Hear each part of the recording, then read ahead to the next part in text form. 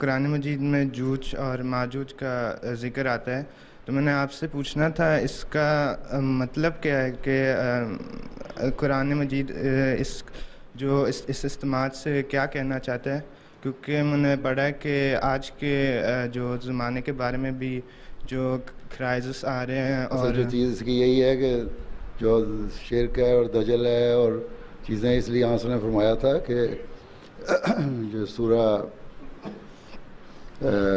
کاف کی پہلی 10 آیتیں اور آخری 10 آیتیں اس زمانے میں یہ تو پڑھنی چاہیے تھیں، اور اس زمانے کے لیے خاص طور پہ جو مسیح موعود کا زمانہ آئے گا، کیونکہ اس میں سارا تم دیکھ لو ان 10 آیتوں میں اللہ تعالیٰ کی وحدانیت اور شرک سے نفی کا ہی ذکر ہوتا ہے.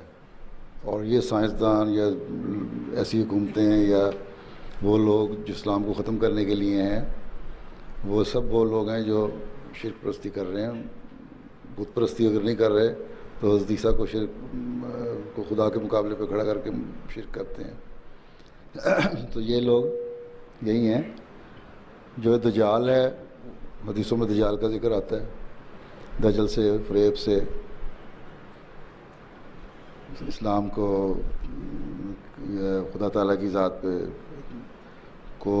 کے مقام کو گرانا ہیں یا اسلام کے خلاف حرکتیں کرنا.